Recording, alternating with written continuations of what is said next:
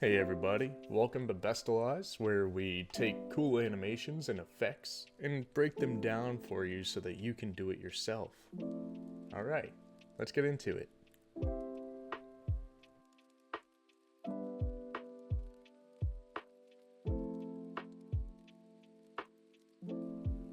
Alright, so we are back and we are going to be learning what we just saw in it's very simple. It's the first time you'll be playing with 3D on this channel, so let's go. I love 3D. We're going to go ahead and start that new composition, just like always. We're going to name this, I don't know, Easy 3D, Easy 3D Skill. Sure, why not? We're going to keep it at 29.97 and 1920 by 1080. You could do it vertically, but it's fine. And we're going to keep the duration at 10 seconds. We're always going to do that in that channel.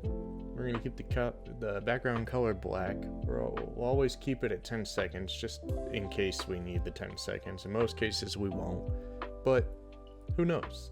Alright, we're going to go ahead and click OK. We're going to add a folder up here. Always start by sorting out. So we're going to add an assets folder. This is where your actual images and graphics will go. And we're going to have a composition folder.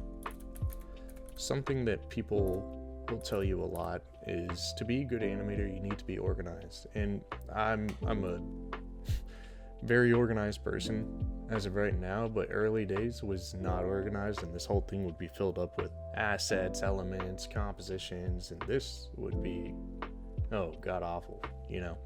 Anyways, so we have our assets folder and we have a composition folder, and our composition sits here, right? This is our living file.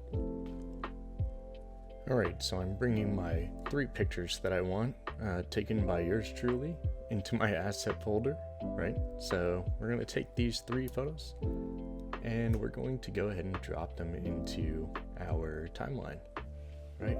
Wow, that's big, right? Okay, let's go ahead and scale these real quick. So hotkey S for scale, and we're just going to shrink them down to a reasonable size to deal with, and obviously they are different sizes. Sorry.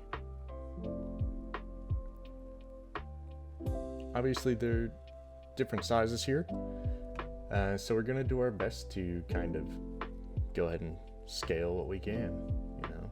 So we'll go ahead, take these down to about the same size everywhere. Doesn't have to be super perfect.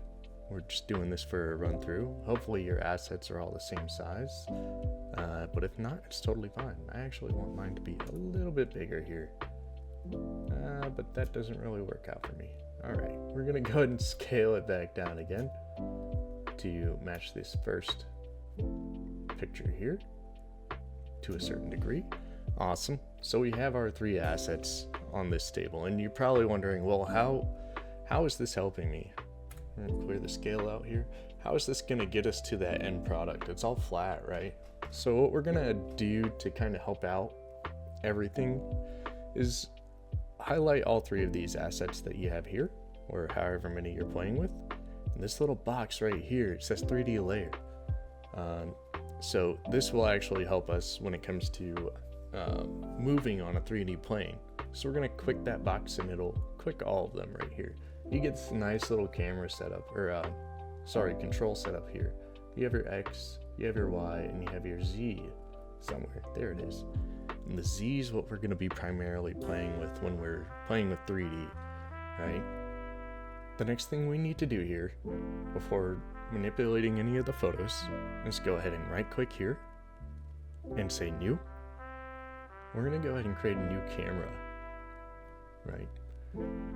It's going to look like this, and it's going to look like a lot of stuff, right? We won't get into the settings of the camera today, and that's totally fine. We don't need to. So it's at a 50mm preset, and that's pretty typical for After Effects to want to do on its own. You have a 2-node camera, totally fine there. And we're just going to leave the name alone, Camera 1. We won't have any other cameras that we're playing with today. So it's totally fine as is. We're going to hit OK. And it's going to show us that we have a camera somewhere, some invisible camera somewhere. That's okay. Next thing, we're gonna forget about the camera not showing up. We're gonna go ahead and create new, and we're gonna create a new null object. This will make your camera much easier to like control, so that you're not have to deal with the camera by itself. And I'll show you exactly what I'm saying when I'm mentioning that. So right here, you have a parent tool, parent quick whip, right? And all you're gonna do is you're gonna take this and you're gonna drag it, click and drag up to the null object, and unquick. And now it's paired to the null object. This is gonna give you control over your camera unlike any other. So the controls for the null, right? This is why we parent the camera. We're gonna go ahead and open up that transform box of the null, right? This, all we did here was make it usable for us to control the actual position of the Z camera from the null object. Obviously we need to click this 3D, right?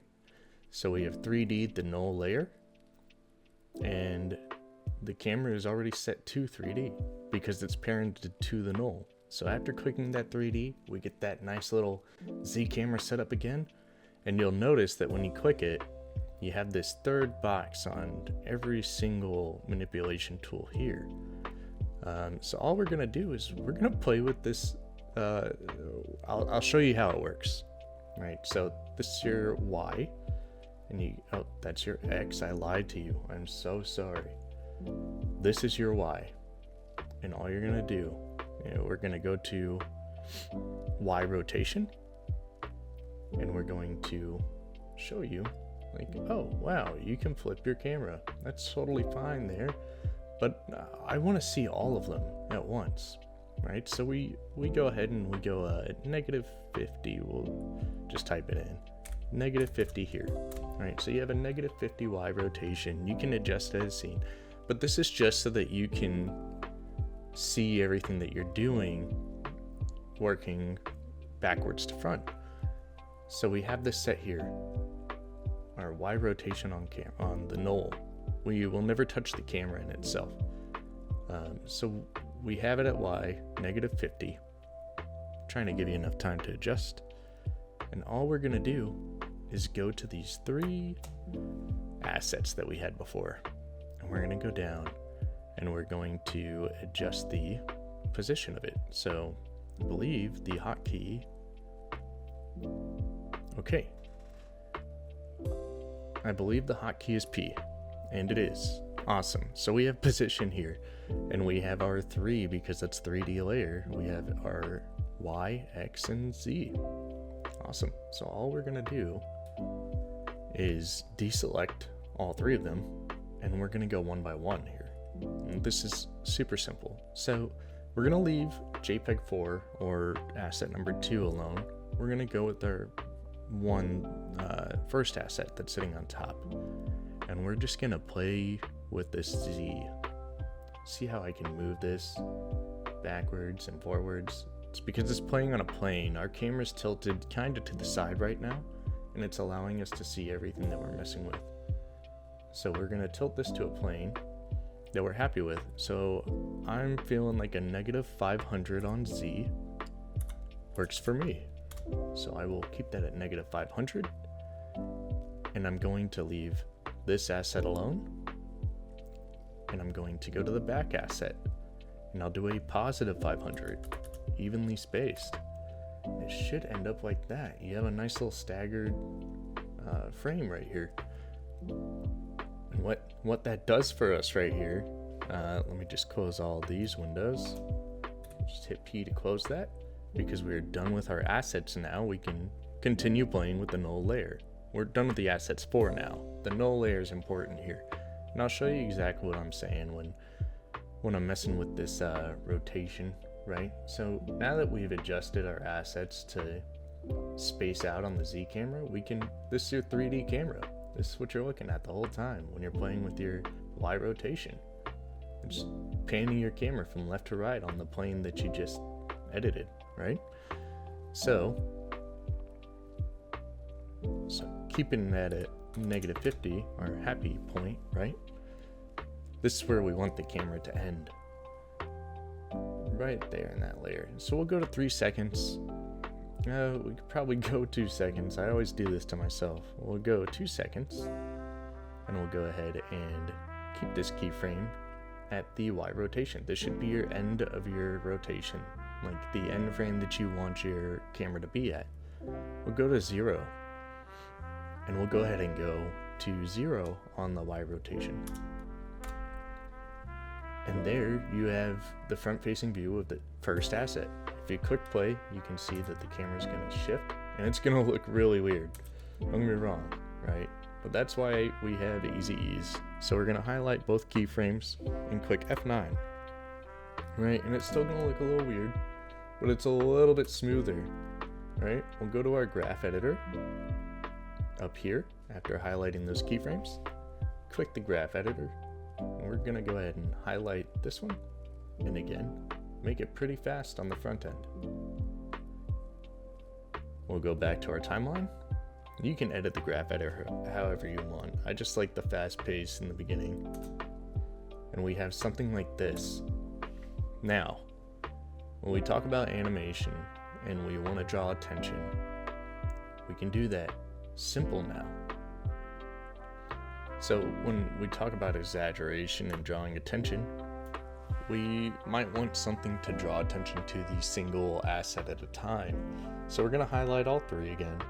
We're going to click P for position, and then we're going to click off of it, right?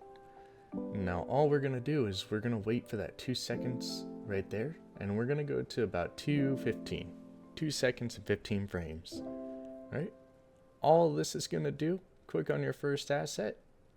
Let's bring this, oh, not that way. Let's go ahead and bring this, we're going to keyframe all 3 right here. Boom. And we're going to keyframe position for all of them. And then you're going to go to, you're going to want to go to about 4 seconds, right?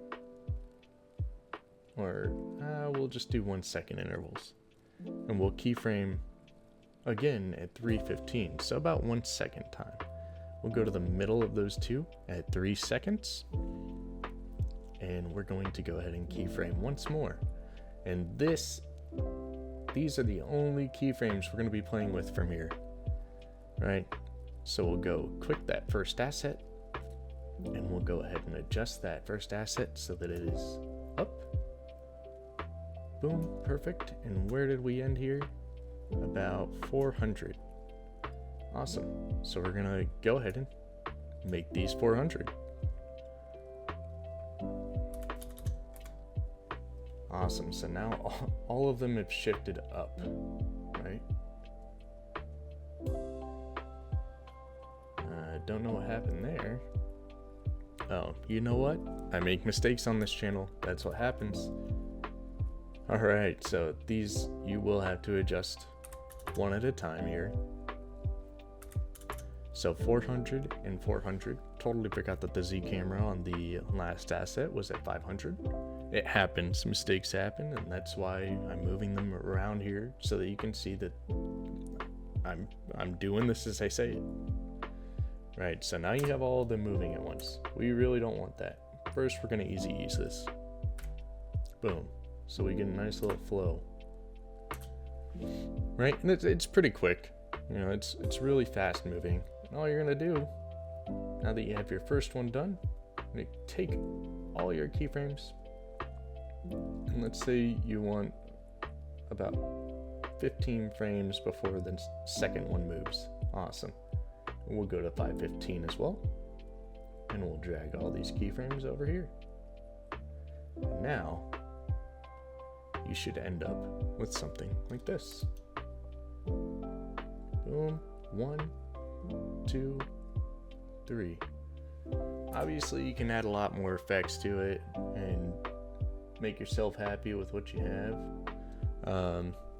but we're here to cover the basics. Now, if you want it to go back to normal and you're not happy that the camera just stays here, it's totally fine. Add a keyframe here at 7, or, I mean, you could even go 6:15, right?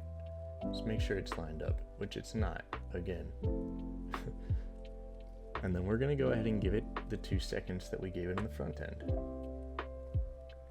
So we'll go to 8:15, and we'll go ahead and keyframe the Y position, and we're gonna bring that back to 0.